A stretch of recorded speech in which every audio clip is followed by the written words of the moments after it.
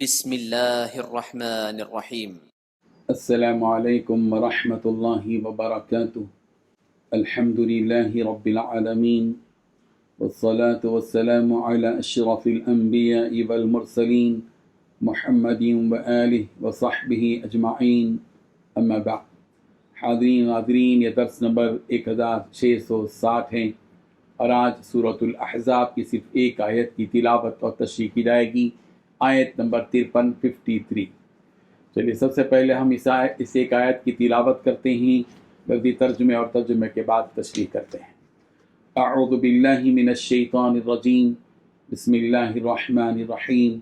یا ایہا الذین آمنوا لا تدخلوا بیوت النبی الا ان یؤذن لکم الى طعام غیر ناظرین اناہ ولكن اذا دعیتم فادخلوا فاذا طعمتم فانتشروا ولا مستأنسين لحديث إن ذلكم كان يؤذي النبي فيستحيي منهم والله لا يستحيي من الحق وإذا سألتموهن متاعا فاسألوهن من وراء حجاب ذلكم أطهر لقلوبكم وقلوبهن وما كان لكم أن تؤذوا رسول الله ولا أن تنكحوا أزواجه من بعده أبدا إن ذلكم كان عند الله عظيما صدق الله العظيم۔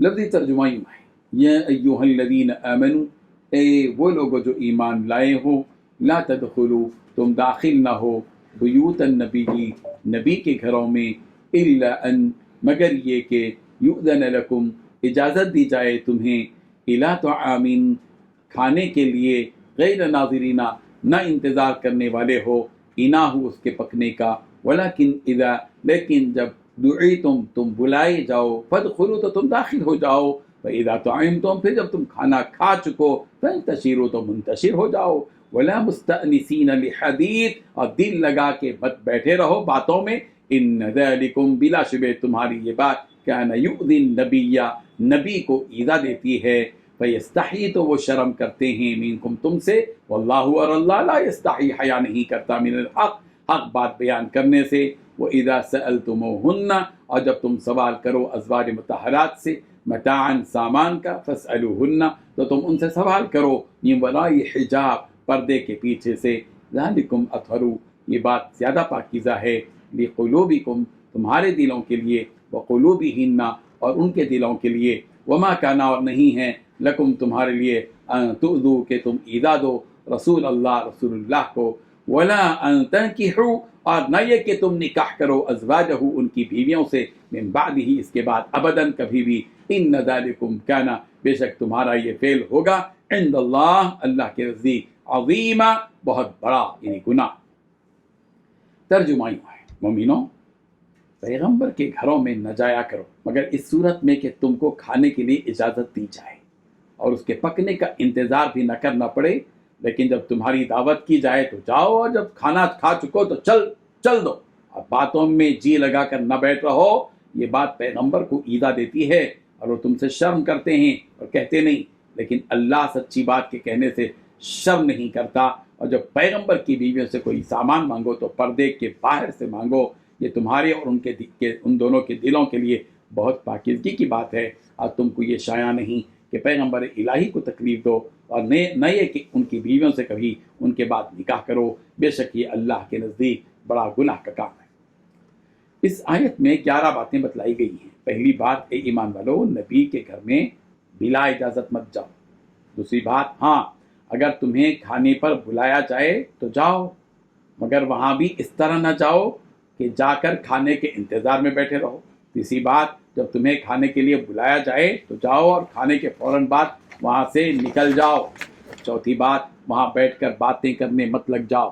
پانچویں بات، حقیقت یہ ہے کہ اس بات سے نبی رحمت صلی اللہ علیہ وسلم کو تکلیف ہوتی ہے اور وہ تم سے کہتے ہوئے شرماتے ہیں۔ چھٹی بات، لیکن اللہ تعالیٰ حق بات کہنے سے نہیں شرماتا۔ ساتویں بات، جب تم ازواج مطہرات سے کوئی چیز مانگو، پردے کے پیچھے سے مانگو۔ آٹھویں بات، یہ تمہارے دلوں کو بھی اور ان کے دلوں کو بھی زیادہ پاکیزہ رکھنے کا ذریعہ ہے۔ نویں بات، تمہارے لیے جائز نہیں ہے کہ تم اللہ کے رسول کو تکلیف پہنچاؤ، 10ਵੀं بات یہ بھی جائز نہیں ہے کہ ان کی بیویوں سے کبھی بھی نکاح کرو۔ 11ویں بات، یہ اللہ کے نزدیک بڑی سنگین بات ہے۔ بزرگان محترم، ان آیتوں میں ایمان والوں کو نبی رحمت صلی اللہ علیہ وسلم اور ازواج مطہرات سے متعلق چند باتوں کا حکم دیا جا رہا ہے۔ چنانچہ سب سے پہلے حکم ایمان والوں کو یہ دیا گیا کہ نبی رحمت صلی اللہ علیہ وسلم کے گھر جب تمہیں جانا پڑ جائے تو بغیر اجازت لیے ایسے ہی گھر میں مت چلے جاؤ، بلکہ پہلے اندر جانے کی اجازت مانگو، اور جب اجازت مل جائے تو جاؤ، لیکن جا کر وہاں غیر ضروری مت بیٹھو، بلکہ جس کام کے لیے گئے تھے جب وہ کام ختم ہو جائے تو وہاں سے نکل جاؤ۔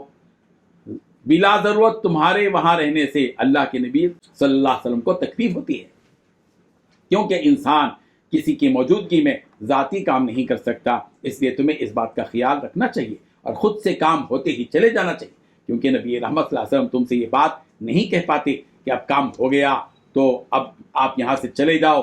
وہ تو ایسی بات کہنے سے شرماتے ہیں، لیکن اللہ تعالیٰ حق بات کہنے سے نہیں شرماتا، لہذا آئندہ سے ان باتوں کا خیال ضرور رکھو۔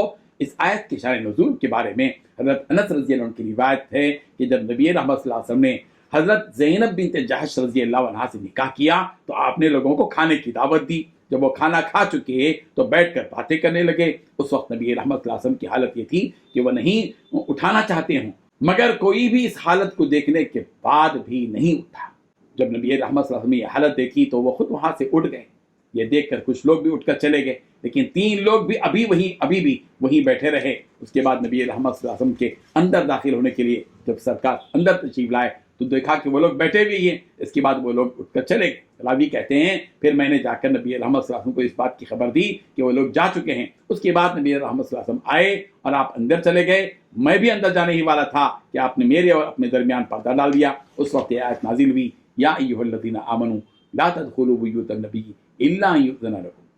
اس کے بعد اللہ تبارک و تعالیٰ ایک اور حکم بیان کر رہے ہیں ایمان والوں کو کہ جب تم کبھی ازواج مطہرات سے کسی وجہ سے جاؤ یا کوئی سوال پوچھنے کے لیے جاؤ تو تم پردہ کرتے ہوئے ان سے اس چیز کا سوال کرو، کیونکہ اس طرح کرنے سے دلوں میں بیجا خیالات نہیں آتے اور دل پاکیزہ رہتے ہیں۔ اور یہ پردے کا فائدہ ہے کہ پردہ کرنے سے انسان برے خیالات اور برائی سے بچا رہتا ہے۔ اسی لیے اللہ تبارک و تعالیٰ نے انسان کو عفت و عصمت کا خیال رکھتے ہوئے پردے کا حکم دیا۔ اس آیت کے شان نزول کے سلسلے میں حضرت انس رضی اللہ عنہ کی روایت ہے کہ حضرت عمر رضی اللہ عنہ نے اللہ کے نبی صلی اللہ علیہ وسلم نے فرمایا، یا رسول اللہ، آپ کے پاس اچھے اور برے سبھی طرح کے لوگوں کا آنا جانا ہوتا ہے، کیا ہی اچھا ہوتا ہے کہ آپ امہات المومنین کو یعنی ازواج مطہرات کو پردے کا حکم فرما دیں۔ اس پر یہ آیت نازل ہوئی۔ اور ایک روایت اسی سلسلے میں حضرت انس رضی اللہ عنہ سے مروی ہے کہ ایک صاحب حضور صلی اللہ علیہ وسلم کے پاس آئے اور آپ کے پاس بہت دیر تک بیٹھ گئے، جس سے آپ صلی اللہ علیہ وسلم کو ناگواری ہوئی، اور نبی رحمت صلی اللہ علیہ وسلم کئی مرتبہ اٹھے تاکہ یہ دیکھ کر وہ بھی اٹھ کر چلے جائیں، مگر وہ اٹھے ہی نہیں۔ اتنے میں حضرت عمر رضی اللہ عنہ آ گئے اور آپ رضی اللہ عنہ نے نبی رحمت صلی اللہ علیہ وسلم کے چہرے پر ناگواری دیکھی تو اس آدمی سے کہا کہ تم نے نبی رحمت صلی اللہ علیہ وسلم کو تکلیف پہنچائی۔ اس وقت انہیں یہ بات سمجھ میں آئی اور وہ اٹھ کر چلے گئے۔ پھر نبی رحمت صلی اللہ علیہ وسلم نے فرمایا، میں کئی بار اٹھا تاکہ یہ دیکھ کر کہ وہ بھی اٹھ جائے، مگر اس نے ایسا نہیں کیا۔ اس پر حضرت عمر رضی اللہ عنہ نے فرمایا کہ آپ پردہ کیوں نہیں کر لیتے؟ اس لیے کہ آپ کی عورتیں دوسری عورتوں کی طرح نہیں ہیں، بلکہ وہ تو بہت ہی پاکیزہ دل والیاں ہیں۔ پھر اللہ تبارک و تعالیٰ نے یہ آیت نازل فرمائی۔ اسی لیے فرمایا گیا کہ نبی رحمت صلی اللہ علیہ وسلم کو تکلیف دینا تمہارے لیے جائز نہیں ہے، اور نہ یہ جائز ہے کہ تم نبی رحمت صلی اللہ علیہ وسلم کی وفات کے بعد ان کی ازواج مطہرات سے نکاح کرو۔ وہ ازواج مطہرات تم سب کی مائیں ہیں، وہ ازواجہ امہاتہم، کہ پیغمبر کی بیویاں تمہاری مائیں ہیں۔ اس حکم کے نازل ہونے کے بعد حضرت ابن عباس رضی اللہ عنہ نے فرمایا کہ آیت اس آدمی کے بارے میں نازل ہوئی جس نے نبی رحمت صلی اللہ علیہ وسلم کی بعض ازواج مطہرات سے نکاح کرنے کا ارادہ کیا تھا۔ بعض نے کہا کہ وہ شخص طلحہ بن عبید اللہ رضی اللہ عنہ تھے۔ اللہ تعالیٰ فرماتے ہیں کہ نبی رحمت صلی اللہ علیہ وسلم کو تکلیف دینا اور ان کی وفات کے بعد ان کے ازواج مطہرات سے نکاح کرنے کا ارادہ کرنا یہ اللہ کے نزدیک بہت بڑا گناہ ہے، اس لیے ان گناہوں سے بچنا چاہیے۔ اللہ تبارک و تعالیٰ ان آیات کو سمجھنے کی ہم سب کو توفیق عطا فرمائے۔ آمین۔ وآخر دعوانا ان الحمد للہ رب العالمین۔